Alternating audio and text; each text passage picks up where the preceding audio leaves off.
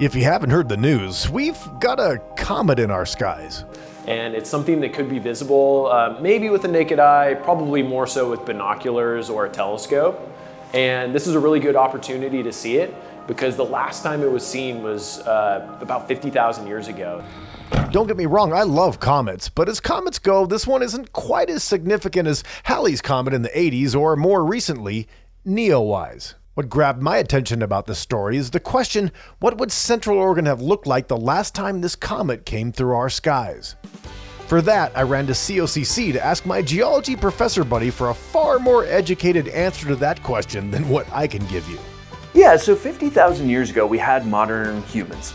A great scientific debate is when humans first arrived in North America. And the simple answer is we're not sure. It's unsettled. There's lots of evidence in lots of different directions. So 50,000 years ago, probably not, or at least we don't have definitive evidence today.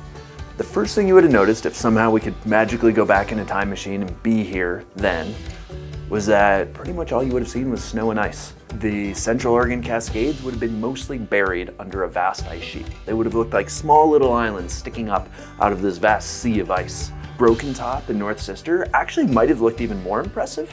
Those little islands, they would have been taller and more robust. They hadn't fully been carved apart by the glaciers at that point. Middle and South Sister would have been missing, and the geological feature that Central Oregon is most known for would have only been a gleam in Mother Nature's eye. But then something like Mount Bachelor didn't exist. Every rock on Mount Bachelor is less than 18,000 years old. And as for a geological feature a little closer to home, but a cool thing, you still could have stood on top of Pilot Butte and looked out and gotten the view.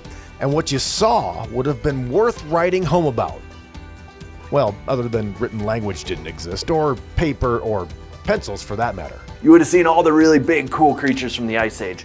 There would have been Columbian mammoths, 13 foot tall at the top, which is way bigger than our largest elephants today, and 15 to 16 foot long tusks coming out. There would have been dire wolves, there would have been giant ground sloths. It would have been a pretty amazing scene to hang out on the top of Pilot Butte and watch this action go on around us. And while the prospect of complete solitude and a large ice sheet to cross-country ski on and some Ice Age animals being everywhere sounds pretty awesome. I kind of like living where I don't have to spend my entire day hunting for food or finding a fresh source of water. Yeah, I'm good. For Central Oregon Daily News, I'm 21st Century Scott Elness.